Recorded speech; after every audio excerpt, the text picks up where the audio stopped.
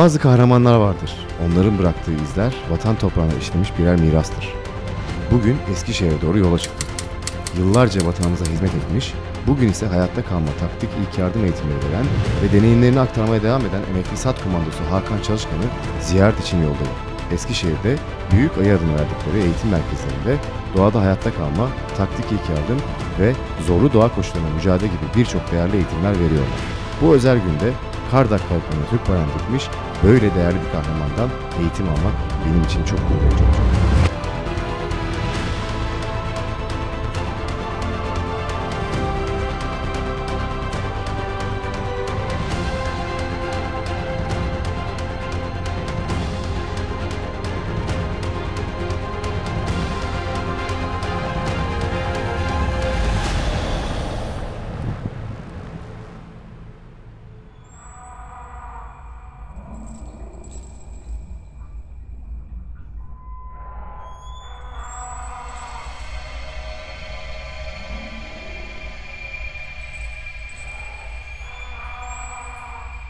Ersan hoş geldin. Hoş bulduk hocam. Seni burada görmek çok güzel. Sağ olun, teşekkür ederim. Bugün de umarım faydalı bir etkinlik yapacağız, bir faaliyette bulunacağız. Bugün taktik yaralı bakımı ya da daha kolay anlaşılması için taktik ilk yardım konusunda biraz bilgilendirme yapacağım. Beceri uygulamaları yapacağız. Hem mankenimiz üzerinde hem canlı mankenler üzerinde beceri uygulamaları yapacağız. Sonrasında burada öğrendiklerimizi biraz nabzımızı yükselterek arkadaşların da desteğiyle ufak senaryo yapacağız. Önce bir arazi senaryomuz olacak ufak. Sonra bir bina içine gireceğiz. Bina içinde böyle bir çatışma senaryolarımız olacak. Bu arada tabii asıl hedefimiz nedir? Taktik ilk yardım uygulamak. Yani hayat kurtarmak. Evet. Bununla ilgili bugün güzel bir paylaşım yapacağımızı düşünüyorum. Taktik ilk yardım konusu nereden geliyor? Ya da bizim bildiğimiz temel ilk yardımdan farkı nedir? Bundan bahsetmek lazım, gerekliliğinden.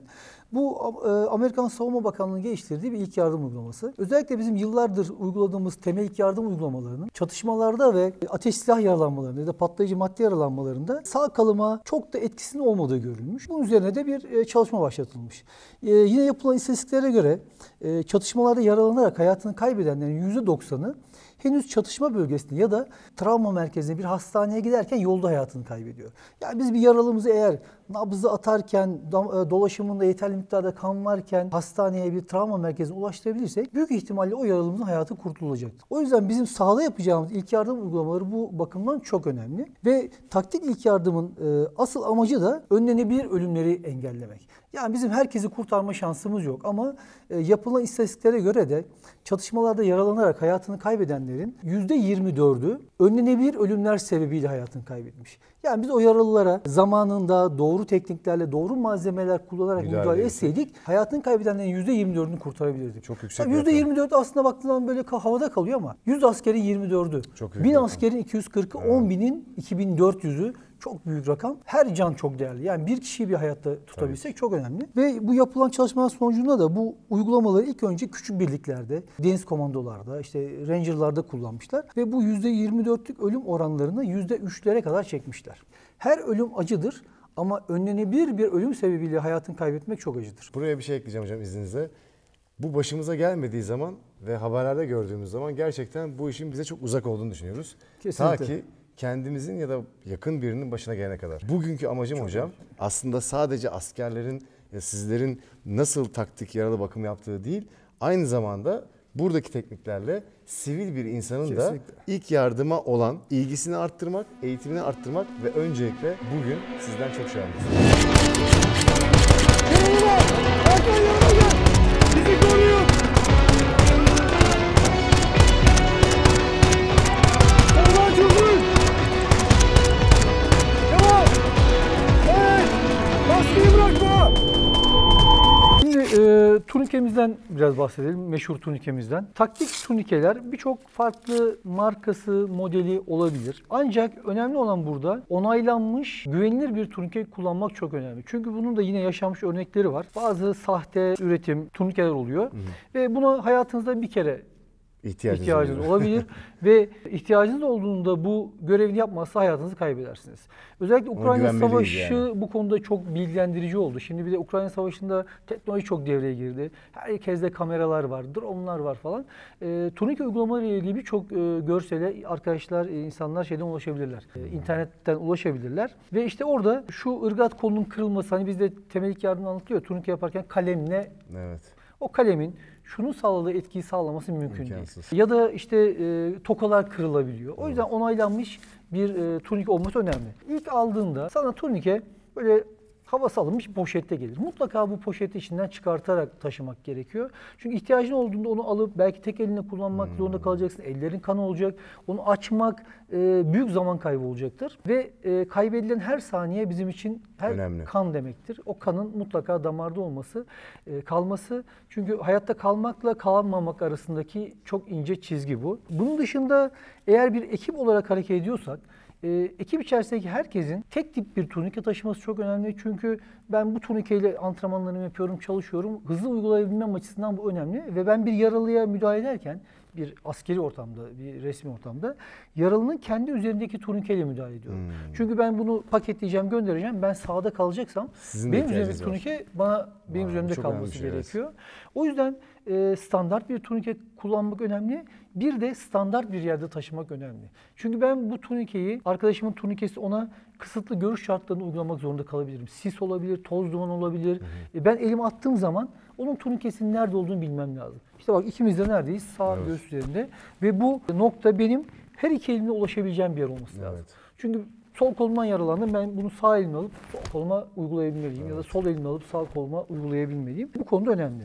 Şimdi turnikemi önce alıyorum şöyle ve şuradaki açıklıktan, halkadan geçirerek, şöyle kemer gibi düşünmeyelim. Buradan geçirip sonra tekrar içinden geçirmiyorum. Bir kere. Şöyle buradan geçirdim ve kendi en geniş uzundan geçecek şekilde, yani baldırımdan bir loop yapıyorum. Bunun için ben bunu tek elimle kendi bacağıma uygulamak zorunda kalırsam ben bunu açarak uygulayamam. Bir daha birleştiremem. O yüzden ayağımdan geçirdikten sonra uygulayabilmek açısından kendi bacağımdan geçecek bir halka yapıyorum. Sonra da uygun şekilde katlamam gerekiyor. Yani bunu ben eğer şöyle katlarsam, bunu çıkarttığımda, bacağımdan geçirmek istediğimde bu açılmaz. Açmak için uğraşmam gerekiyor. Bu da bir zaman kaybı. O yüzden ben de bunu katlarken ne yapıyorum? Şu şekilde katlarsam, açtığım anda bu halka elime gelir. Saniyeler dediniz ya, o yüzden her şey çok önemli. Yani bunlar her biri birleştiğinde çok uzun zamana denk geliyor. Sonra şuradaki bir zaman emniyet bandımız var. Aynı zamanda turnike uygulama zamanını yazdığımız. Bu bandın da bu şekilde kapalı değil. Çünkü yine karanlıkta ellerim kanlıyken bunun ucunu bulup açamayabilirim. Mutlaka şöyle açılmış, bu tarafa sabitlenmiş, ucundan tutabileceğim şekilde hazırlayıp yine uygun bir turnike taşıyıcı içerisinde taşımam gerekiyor. Bunu işte lastikleyerek taşımak çok mantıklı değil, kopabiliyor, düşebiliyor. Onun dışında işte buradan alamayacağın şekilde böyle plastik kelepçelerle bağlayanlar var üzerinde, ki bununla ilgili Ukrayna Savaşı'ndan çok acı görüntüler var. Adam bir tanesi bunu plastik kelepçeyle kendine takmış, bacağından vurulmuş ama buradan çıkaramadığı için hayatını kaybetmiş. Turnikemi yerinden aldım. Diyelim ki benim sol koluma uygulamam gerekiyor. Geçirdim. Öncelikle sıkıştırma kolonunu sıkıyorum. Şimdi burada turnikeyi yerleştirirken turnikenin sıkıştırma ırgat kolu koltuk altıma ya da kasıklarımın arasına gelmeyecek şekilde konumlandırmam gerekiyor. Sıkıştırdım. Aslında biz turnikeyi hep birinin bize yapacağını düşünüyoruz ama kendi kendimize yapmak zorunda kalacağımız için aslında bu bilgiler çok önemli. Evet. Yani her zaman yanımızda biri olmayabilir. Ve şu an beklemeyeceksin. Yani ölmeyi beklemeyeceksin. Kendini zorlayacaksın hayatta kalmak için. Savaş ya da kaç parasempatik sinir sistemi devreye giriyor hocam. Kesinlikle. Ya bayılıyorsun, bırakıyorsun ya da adrenalini salgılıyorsun, daha iyi düşünmeye başlıyorsun. Bir de bu da tabii arada bir şey refleks haline gelmesi lazım. Yani çalışmalarla bana yardım gelmeyecek, ben kendi kendimi kurtaracağım diye refleks haline getirmek lazım. Şimdi sıkıştırma kolunu sıkıştırdığımda benim 3 parmağım turnike ile vücudumun arasına girememesi lazım. Bu sıkılıkta olması gerekiyor. Tabii bir de bu da önemli husus. Turnikeyi yerleştirirken işte benim kol ceplerim var. Kargo ceplerimiz var. Bu cepler üzerindeki, içindeki malzemelerin üzerine gelmemesi lazım. Onun dışında işte bıçağım var, tabancam var. Bunların üzerine denk gelmeyecek şekilde konumlandırmam gerekiyor. Evet. İşte erkeklerde cinsel organı turnikeye sıkıştırmamak gerekiyor. Çünkü yaşanmış örneklerden bunlar hep tecrübelerden. Her şeyi yaşamaya gerek yok. Evet. Bilgiyi, tecrübeye bence değer vermek gerekiyor. Sonrasında sıkıştırma kolumuzu sıkılalım. Irgat kolumu istersem bu yönde, istersem ters yönde. Nasıl rahat geliyorsa İki tarafa da olabiliyor. Kanamayı gözlemleyerek eğer görebiliyorsam ya da göremiyorsam en sıkı şekilde, olacak şekilde çevirdim ve buradaki oluklardan uygun olanı yerleştirdim ve bu işlemi 1 dakika içerisinde bitirmem lazım. Yani kanamanın durduğunu en geç 1 dakika içerisinde görmem lazım. 1 dakika çok uzun bir süre. Yani burada yaptığımızda 15 saniyede, tabii 10 saniyede bunu yapabilirsin ama gerçekten baskı altında, stres altında, eller kanlıyken bunu yapabilmek öyle belki çok... Belki ilk 30 saniye şok içinde. Yani karar verme süreci de uzun sürüyor. Kesinlikle. Yani bu da bol tekrarla elde edilebilecek ya da işte böyle nabzı yükselterek, çeşitli senaryolarla uygulayarak yapılabilecek bir şey. Kanamanın durduğunu gördükten sonra sıkıştırma kolunun fazlasını da bu olukların arasından geçiriyorum. Ki bacakta bu ikinci tur olmaz. Yani ikinci tura yetmeyebiliyor. Bunu da geçirdim buradan. Sonra bu emniyet bandını bunun üzerine kapattım ve turnikeyi uygulama zamanımı bu bant üzerine yazıyorum. Bu bizim için çok önemli.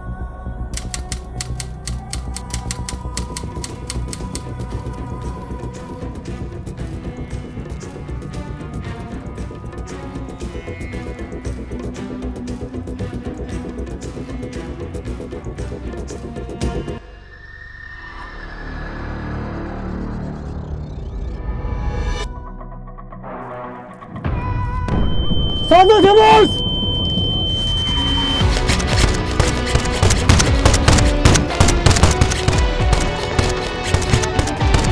Nereye var? Soldan çözün! Soldan çözün! Nereye var? Hakan yanına gel! Bizi koruyun!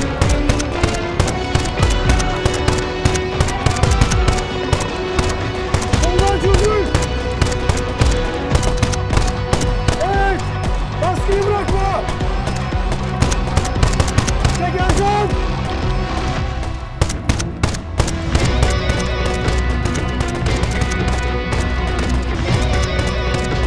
Kapı vur! Kapı vur! Çek!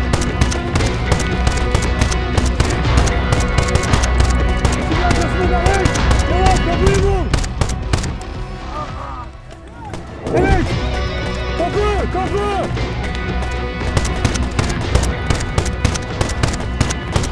Çek! Çek! Evet! Ertan! Nerede? Nerede? Turniken. Evet. Ozan silahını alıyorum.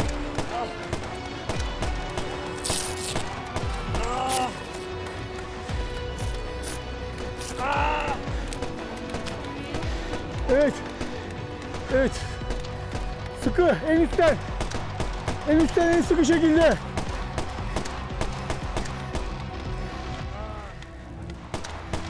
Evet. İyi misin? Konuş benimle. İyiyim. Evet. Tamam durdu mu? Durdu komutan.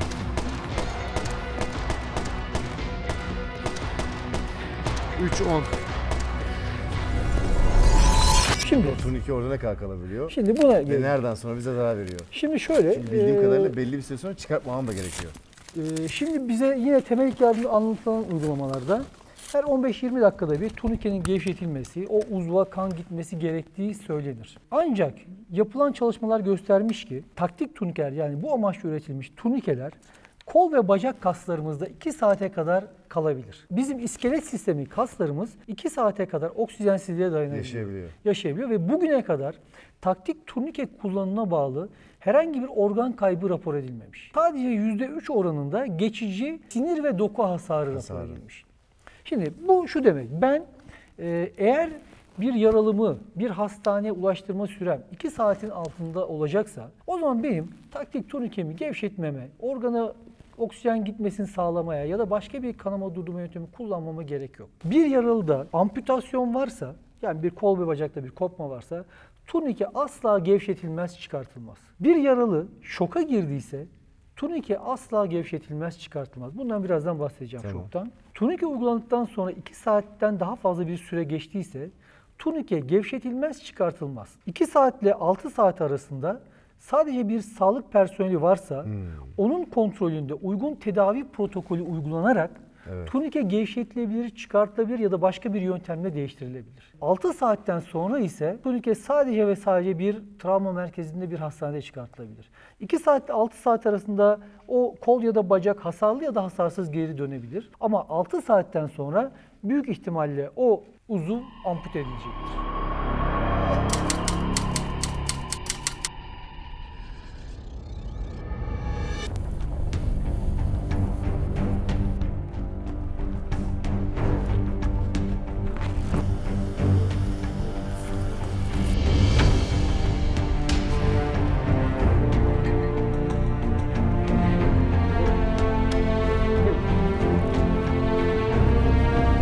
Temiz. Temiz. Çıktık.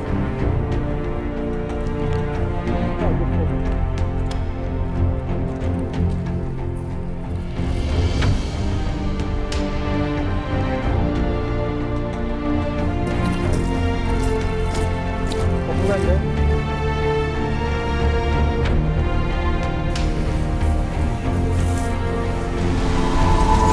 Şimdi bir yaralıya yaklaştığımızda eğer yaralının üzerinde silah varsa mutlaka bu silahtan arındırmamız gerekiyor. Olayın şokuyla yaralı silahını kullanmaya çalışabilir ve onu da eğer bilinci yerindeyse ikna ederek işte silahını alacağımızı söyleyip ve mutlaka silahı emniyete alıyoruz. Çünkü kazara da patlayabilir. Evet. O yüzden silahını aldım, uygun bir şekilde emniyetli birine verdim ya da uygun bir alana aldım. Sonra burada dikkat etmem gereken konulardan bir tanesi de diyelim ki böyle bir amputasyon var. Bizim şurada işte kalbimizden gelen ve bacaklara kan giden femoral arterlerimiz var. Pelvis kemiği üzerinde. Evet. Şimdi normalde ben geldiğimde sadece elime şöyle bastırsam bile bu femoral arter üzerine ya da dizimin şu kalın etli tarafıyla şuraya bastırsam bile bu kanamayı durdurabilirim. Ya çok ciddi bir kanama gibi görülüyor, çok ciddi bir yaralanma ama bu basit uygulama bile buradaki kanamayı durdurabilir. Ancak burada şuna dikkat etmem gerekiyor. Eğer bu bir travmaya bağlı bir trafik kazası olabilir, yüksekten düşme olabilir. Eğer ben bu yaralıda bir pelvis kırığı olduğundan şüpheleniyorsam benim bu uygulamam bu yaralıya daha fazla zarar verebilir. Hani bu yaralanmanın mekanizmasını çok iyi değerlendirmek, olayın hikayesini iyi bilmek gerekiyor. Ama bir ateş silah yaralanmasıdır, yüksekten düşme yoktur, bir kaza yoktur. Yani bir künt yaralanma yoksa işin içinde o zaman ben femoral arter üzerine baskı uygulayarak bu kanamayı durdurabilirim ya da yavaşlatabilirim. Bu bana zaman kazandırır. Eğer yaralının bilinci açıksa yaptığımız uygulamalar hakkında yaralıyla da konuşmakta fayda var. Evet. Yani bak işte sana turnike uygulayacağım, bu canını yakabilir. Turnike uygulaması canı yakar. Yani kendine de uygulasan, birine de uygulasan canı acır. Çünkü baskı ama yapıyor, bu senin yanlış bir şey yaptığını göstermez. O yüzden önemli. Canı yansa bile o turnike orada Durmamız kalacak. lazım. Yani ya biraz gevşeteyim, adamın canı yanıyor falan değil. O turnike orada kalacak. Bazen yaralı için iyi olan bir şey görev için en iyi olmayabilir. Ya da görev için doğru olan yaralı için en iyi olmayabilir. Normalde biz amacımız öncelikle görevimizi yerine getirmek.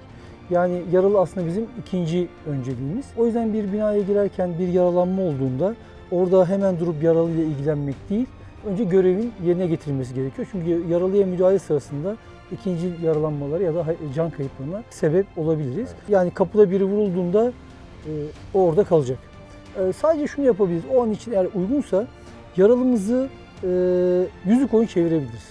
Bunun için zamanımız varsa. Hani olası bir hava yolu tıkanıklığına bağlı yaralımız hayatını kaybetmesin diye. Sonra görevi yerine getirdikten sonra yaralımızı oradan çıkartabilir. Önceliğimiz görevin yerine getirilmesi. Taktik ilk yardım ilkelerinden bir tanesi de bu.